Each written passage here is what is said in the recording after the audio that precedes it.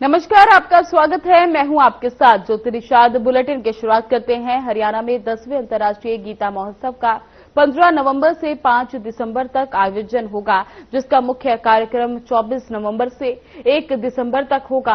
राज्यपाल प्रोफेसर असीम घोष ने अंतर्राष्ट्रीय गीता महोत्सव 2025 की तैयारियों के संबंध में केडीबी की बैठक ली और कहा कि सभी विभाग समन्वय के साथ कार्य करें और विदेशी प्रतिनिधियों और अतिथियों को हरियाणा की संस्कृति का अद्भुत अनुभव हो। वहीं मुख्यमंत्री नायब सिंह सैनी ने कहा कि अंतर्राष्ट्रीय गीता महोत्सव वसुधैव कुटुंबकम की भावना से विश्व को जोड़ने का माध्यम बनेगा।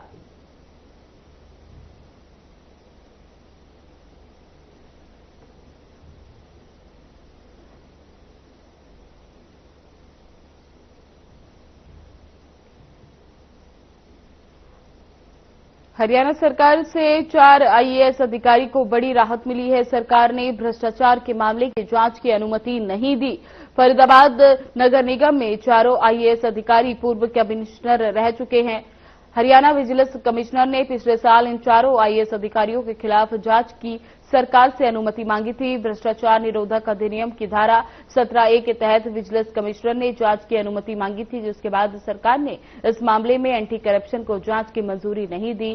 चारों आईएएस अधिकारी पर फरीदाबाद नगर निगम के आयुक्त रहते हुए भ्रष्टाचार के आरोप है। मामले में आईएएस मोहम्मद साइम, यश गर्ग, सोनल गोयल और अनीता यादव को बड़ी राहत मिली है। विजिलेंस ने साल 2022 में भ्रष्टाचार के कथित मामलों में 5 एफआईआर दर्ज की थी।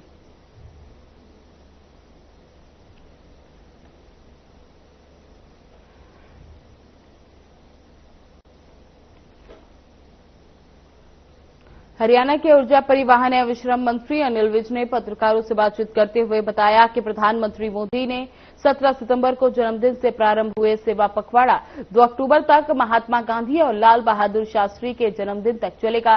पूरे देश में सेवा पखवाड़ा मनाया जा रहा है, जिसके तहत रक्तदान शिविर, स्वास्थ्य जांच शिविर, पौधारोपण, स्वच्छता अभियान जैसे कार्यक्रम आयोजित किए जा रहे हैं, जहां सभी कार्यक्रम में लोगों का उत्साह देखते नहीं बन रहा। साथ ही उन्होंने कहा कि चारों मंडलों में सेवा पखवाड़े के तहत कार्यक्रम किए गए। प्रधानमंत्री नरेंद्र मोदी जी के जन्म दिवस से लेकर 17 सितंबर से 2 अक्टूबर तक महात्मा गांधी जी और लाल बहादुर शास्त्री जी के जन्मदिन तक सारे देश में सेवा पखवाड़ा मनाया जा रहा है। जगह जगह पर blood donation camp, health checkup, plantation, सफाई के अभियान चलाए जा रहे हैं और आप देख रहे हो कि कितना उत्साह है। टारगेट दिया गया था क्योंकि मोदी जी का 75वां जन्मदिन था कि कम से कम 75 यूनिट ब्लड जरूर दिया जाना चाहिए और यहाँ पे 100 क्रॉस कर रहा है और सारे मंडलों ने टारगेट से ज्यादा ही ब्लड डोनेशन कराया है। तो हेल्थ डोनेशन जो हेल्थ सर्विस कैंप लगे हैं हमारे, उसमें भी हर प्रकार के टेस्ट किए गए हैं। एक्सरे की गई है, ईसीजी की गई है, लंग्स फंक्शन टेस्ट किए गए हैं, सारे ब्लड टेस्ट किए गए हैं और जो कोई ऐसे क्रिटिकल केसेस उसमें हुए उनको अस्पतालों में रेफर किया गया है।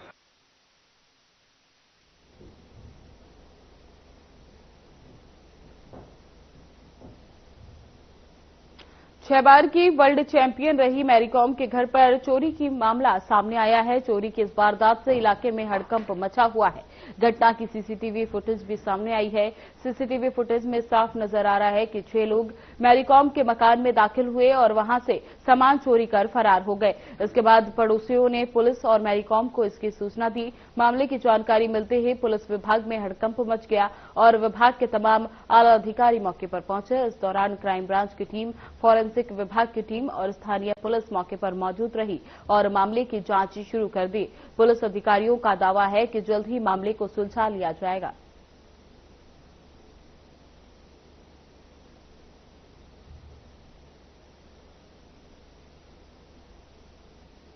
पता चला है वो चोरी हुई है। उनके जो कोच है वो यहाँ आए हुए हैं, उन्होंने देखा है, तो अभी लिस्ट बना रहे हैं। बाकी क्राइम ब्रांच की टीम आ गई है, हमारी फोरेंसिक टीम जांच कर रही है। कुछ पता चला है, सीसीटीवी भी खंगाल रहे हैं, तो आगे जो जल्दी से जल्दी आरोपियों को गिरफ्तार करें। किसका मकान है? ये मेरी कौन जी का है और देख रहे हैं। अब इसमें मकान जिसका भी हो, हमें जल्दी से जल्दी टीम क्राइम ब्रांच की कई बना दी गई है और उसमें जल्दी से जल्दी आरोपी को गिरफ्तार करेंगे। सीसीटीवी में 6 बंदे नजर आ रहे हैं। पहले एक बैग लेके गया, फिर एक टीवी लेके गया, फिर एक बंदा स्कूटर पे बड़ी पोटली लेके गया, 3 बंदे फिर बाद में भागते हो गए। तो सीसी 6 लोग थे। ये 7 वाले प्लॉट से, 7 वाला प्लॉट खाली है। हाँ, प्लॉट खाली है। वहीं से रात के वहाँ कोने में उन्होंने सीढ़ी लगा रखी है, पीछे वाले बेड़े से। एक स्कूटी था, 6 लोग थे। 2 बंदे तो पैदल निकले, फिर एक स्कूटी पे, फिर 3 बाद में भागते हुए गए। हाँ, एक स्कूटी था जिसकी बड़ी पोटली थी। 2-3 महीने से थोड़ी दिखे नहीं। उससे पहले तो यहाँ पे रनिंग वगैरह करते थे वो, रोज नगर के फैमिली के मेंबर भी दिखते थे, लेकिन 2 महीने से दिखाई नहीं दिए। कौन कौन रहते हैं मैं सबको नहीं जानता, उनके हस्बैंड देखे और बाकी फैमिली के कुछ कजन्स होंगे उनके। कुछ बच्चे भी दिखते थे जो ट्रेनिंग के लिए जाते थे, और ड्राइवर का गाड़ी वाड़ी आवाजाही लगी रहती थी। आमतौर पर साल में कितनी बार आना जाना हो जाता है उनका, या क्या रहता है थोड़ा सा? ये पहले तो कंटिन्यूस दिखते थे, कंटिन्यूस देखते थे उनको डेली बेसिस पे ऑलमोस्ट। हमारे ऑफिस में भी आ चुके हैं, मैं नोएडा में वर्किंग हूँ। तो अभी 2-3 महीने से थोड़ा वो सुनने में आ रहा सेल करने के उसमें थे। तो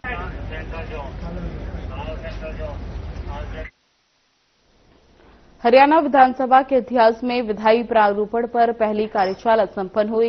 विधानसभा अध्यक्ष हरविंद्र कल्याण के मार्गदर्शन में अधिकारियों ने विधायी प्रारूपण की बारीकियां समझी, विधि निर्माण के मूल्य उद्देश्यों को समझा।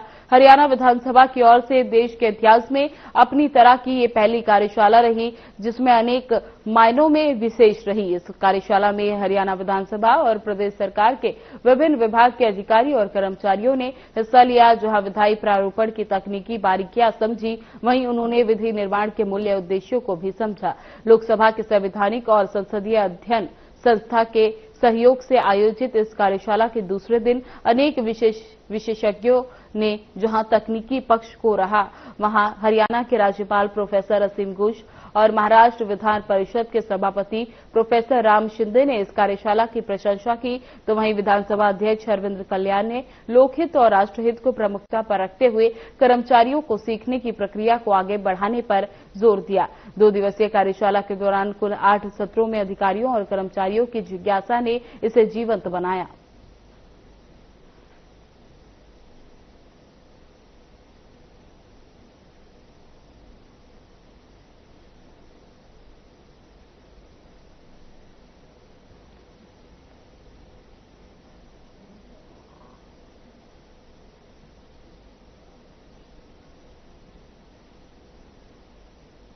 सिरसा के बड़ागुड़ा ब्लॉक के गांव साहूवाला के किसान अमरजीत सिंह को राजस्थान के हनुमानगढ़ जिले में सारंगिया पुलिस ने भारी मात्रा में हेरोइन के साथ गिरफ्तार किया। बता दें कि रतनपुरा से सालीवाला से बीच भरतमाला पुल के पास पुलिस ने युवक की कार की तलाशी के दौरान 2 किलो 16 ग्राम हेरोइन बरामद की, जिसकी कीमत अंतर्राष्ट्रीय बाजार में लगभग 10 करोड़ रुपए बताई गई है।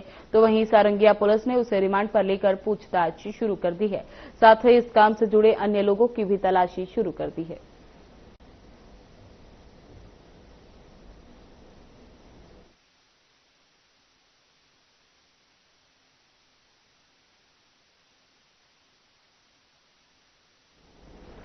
अब आपको सीधे लिए चलते हैं प्रधानमंत्री नरेंद्र मोदी के मन की बात कार्यक्रम में। आज उनका 126वां एपिसोड है।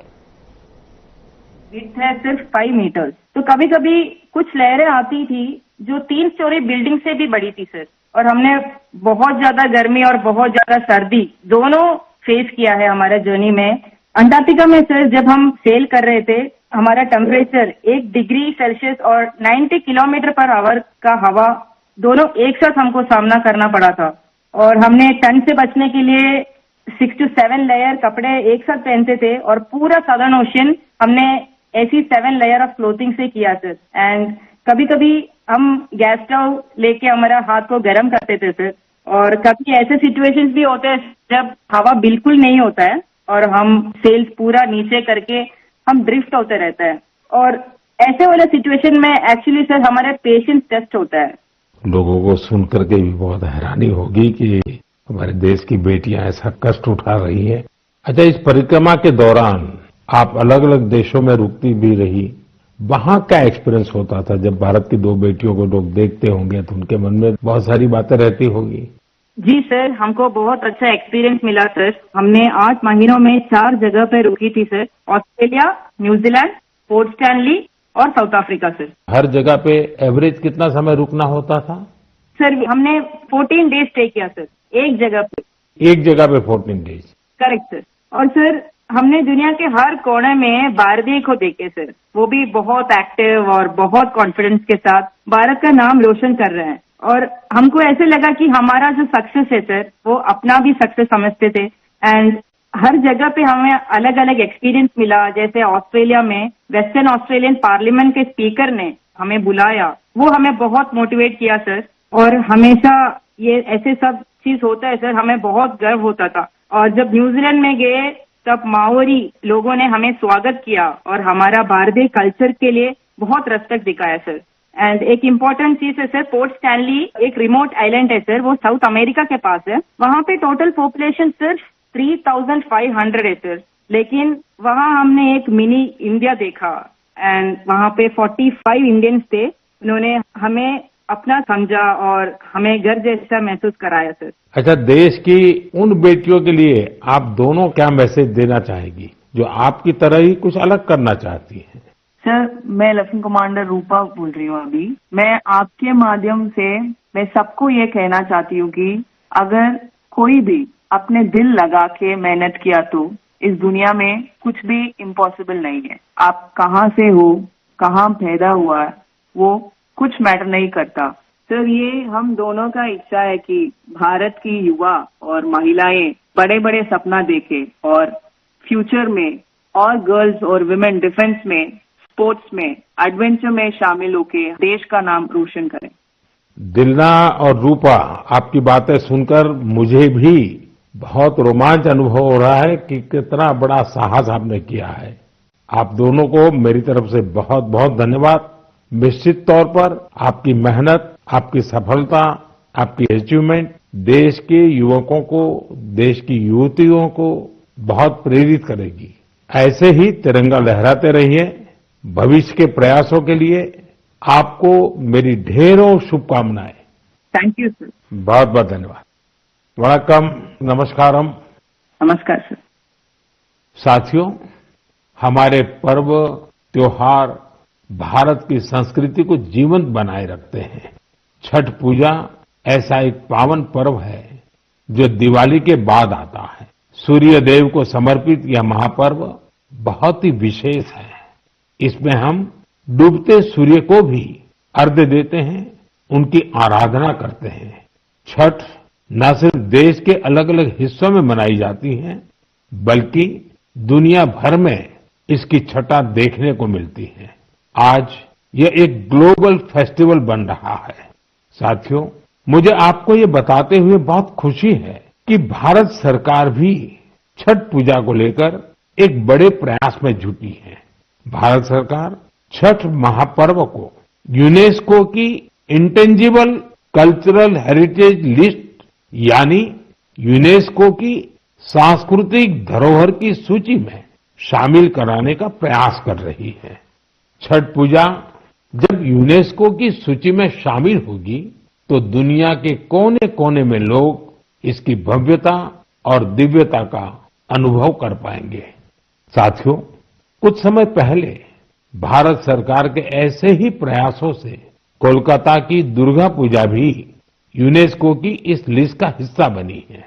हम अपने सांस्कृतिक आयोजनों को ऐसे ही वैश्विक पहचान दिलाएंगे तो दुनिया भी उनके बारे में जानेगी, समझेगी, उनमें शामिल होने के लिए आगे आएगी। साथियों, 2 अक्टूबर को गांधी जयंती है। गांधी जी ने हमेशा स्वदेशी को अपनाने पर बल दिया और उनमें खादी सबसे प्रमुख थी। दुर्भाग्य से आजादी के बाद खादी की रौनक कुछ फीकी पड़ती जा रही थी, लेकिन बीते 11 साल में खादी के प्रति देश के लोगों का आकर्षण बहुत बढ़ गया है। पिछले कुछ वर्षों में खादी की बिक्री में बहुत तेजी देखी गई है। मैं आप सभी से आग्रह करता हूं कि 2 अक्टूबर को कोई न कोई खादी प्रोडक्ट जरूर खरीदें। गर्व से कहें, ये स्वदेशी हैं। इसे सोशल मीडिया पर #वोकल फॉर लोकल के साथ शेयर भी करें। साथियों, खादी की तरह ही हमारे हैंडलूम और हैंडीक्राफ्ट सेक्टर में भी काफी बदलाव देखने को मिल रहा है। आज हमारे देश में ऐसे कई उदाहरण सामने आ रहे हैं जो बताते हैं कि अगर परंपरा और इनोवेशन को एक साथ जोड़ दिया जाए तो अद्भुत परिणाम मिल सकते हैं। जैसे एक उदाहरण तमिलनाडु के याज नेचुरल्स का है। यहाँ अशोक जगदीशन जी और प्रेम साल्वाराज जी ने कॉर्पोरेट नौकरी छोड़ एक नई पहल की। उन्होंने घास और केला फाइबर से योगा मैट बनाए, हर्बल रंगों से कपड़े रंगे और 200 परिवारों को ट्रेनिंग देकर उन्हें रोजगार दिया।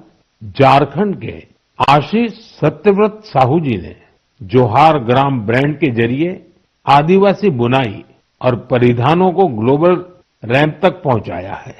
उनके प्रयासों से आज झारखंड की सांस्कृतिक धरोहर को दूसरे देशों के लोग भी जानने लगे हैं। बिहार के मधुबनी जिले की स्वीटी कुमारी जी ने उन्होंने भी संकल्प क्रिएशन शुरू किया है। मिथिला पेंटिंग को उन्होंने महिलाओं की आजीविका का साधन बना दिया है। आज 500 से ज्यादा ग्रामीण महिलाएं उनके साथ जुड़ी हैं और आत्मनिर्भरता की राह पर हैं। सफलता की ये सभी गाथाएं हमें सिखाती हैं कि हमारी परंपराओं में आय के कितने ही साधन छिपे हुए हैं। अगर इरादा पक्का हो तो सफलता हमसे दूर नहीं जा सकती। मेरे प्यारे देशवासियों, अगले कुछ ही दिनों में हम विजयादशमी मनाने वाले हैं। इस बार विजयादशमी एक और वजह से बहुत विशेष है। इसी दिन राष्ट्रीय स्वयंसेवक संघ की स्थापना के 100 वर्ष हो रहे हैं। एक शताब्दी की ये यात्रा जितनी अद्भुत है, अभूतपूर्व है, उतनी ही प्रेरक है। आज से 100 साल पहले जब राष्ट्रीय स्वयंसेवक संघ की स्थापना हुई थी, तब देश सदियों से गुलामी की जंजीरों में बंधा था। सदियों की इस गुलामी ने हमारे स्वाभिमान और आत्मविश्वास को गहरी चोट पहुंचाई थी। विश्व की सबसे प्राचीन सभ्यता के सामने पहचान का संकट खड़ा किया जा रहा था। देशवासी हीन भावना का शिकार होने लगे थे। इसलिए देश की आजादी के साथ साथ ये भी महत्वपूर्ण था कि देश वैचारिक गुलामी से भी आजाद हो।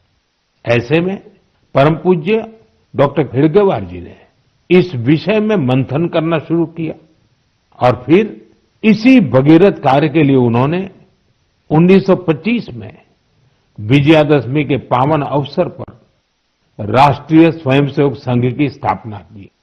डॉक्टर साहब के जाने के बाद परम पूज्य गुरु जी ने राष्ट्र सेवा के इस महायज्ञ को आगे बढ़ाया। परम पूज्य गुरु जी कहा करते थे, राष्ट्राय स्वाहा इदम राष्ट्राय इदम न मम। यानी ये मेरा नहीं है, ये राष्ट्र का है। इसमें स्वार्थ से ऊपर उठकर राष्ट्र के लिए समर्पण का भाव रखने की प्रेरणा है। गुरुजी गोलवलकर जी के इस वाक्य ने लाखों स्वयंसेवकों को त्याग और सेवा की राह दिखाई। त्याग और सेवा की भावना और अनुशासन की सीख, यही संघ की सच्ची ताकत है। आज आरएसएस 100 वर्ष से बिना थके, बिना रुके राष्ट्र सेवा के कार्य में लगा हुआ है। इसलिए हम देखते हैं देश में कहीं भी प्राकृतिक आपदाएं, आरएसएस के स्वयंसेवक सबसे पहले वहां पहुंच जाते हैं। लाखों लाख स्वयंसेवकों के जीवन के हर कर्म, हर प्रयास में राष्ट्र प्रथम, नेशन फर्स्ट की यह भावना हमेशा सर्वोपरि रहती है। मैं राष्ट्र सेवा के महायज्ञ में स्वयं को समर्पित कर रहे प्रत्येक स्वयंसेवक को अपनी शुभकामनाएं अर्पित करता हूं। मेरे प्यारे देशवासियों, अगले महीने 7 अक्टूबर को महर्षि वाल्मीकि जयंती है। हम सब जानते हैं महर्षि वाल्मीकि भारतीय संस्कृति के कितने बड़े आधार है। ये महर्षि वाल्मीकि ही थे जिन्होंने हमें भगवान राम की अवतार कथाओं से इतने विस्तार से परिचित करवाया था। उन्होंने मानवता को रामायण जैसा अद्भुत ग्रंथ दिया। साथियों, रामायण का ये प्रभाव उसमें समाहित भगवान राम के आदर्शों और मूल्यों के कारण है। भगवान राम ने सेवा, समरसता और करुणा से सबको गले लगाया था। इसलिए हम देखते हैं महर्षि वाल्मीकि की रामायण के राम माता शबरी और निषाद राज के साथ ही पूर्ण होते हैं। इसलिए साथियों, अयोध्या में जब राम मंदिर का निर्माण हुआ तो साथ में निषाद राज और महर्षि वाल्मीकि का भी मंदिर बनाया गया है। मेरा आपसे आग्रह है, आप भी जब अयोध्या में रामलला के दर्शन करने जाएं तो महर्षि वाल्मीकि और निषाद राज मंदिर के दर्शन जरूर करें। मेरे प्यारे देशवासियों, कला, साहित्य और संस्कृति की सबसे खास बात होती है कि ये किसी एक दायरे में बंधी नहीं होती। इनकी सुगंध सभी सीमाओं को पार कर लोगों के मन को छूती है। हाल ही में पेरिस के एक कल्चरल इंस्टीट्यूट सौंथ मंडपा ने अपने 50 वर्ष पूरे किए। इस सेंटर ने भारतीय नृत्य को लोकप्रिय बनाने में अपना व्यापक योगदान दिया है। इसकी स्थापना मिलेना साल्विनी ने की थी। उन्हें कुछ वर्ष पहले पद्मश्री से सम्मानित किया गया था। मैं सौंथ मंडपा से जुड़े सभी लोगों को बहुत बधाई देता हूं और भविष्य के प्रयासों के लिए उन्हें शुभकामनाएं देता हूं। साथियों, अब मैं आपको 2 छोटी ऑडियो क्लिप सुना रहा हूं। इन पर ध्यान दीजिएगा। दयालु सित किंसितना मिनिह कौरुंदो मसबंदे मिनिह गन सोंदिने नैनु वेदो बिंद कुदुसितुरे दयालु सित किंसितना मिनिह कौरुंदो मसबंदे मिनिह गन सोंदिने। अब दूसरी क्लिप भी सुनिए। மனிதன் மனிதனுக்காயில்லையே மற்றதுதான் இங்கு கவலைப்படும் கருணையுள்ளத்தில் பரவிடவே அன்பு செய்வாய் நீ என் தோழா மனிதன் மனிதனுக்காயில்லையே மற்றதுதான் இங்கு கவலைப்படும் கருணையுள்ளத்தில் பரவிடவே। साथियों, ये आवाज इस बात की साक्षी है। फिलहाल बुलेटिन में बस इतना ही। बने रहे हमारे साथ। नमस्कार।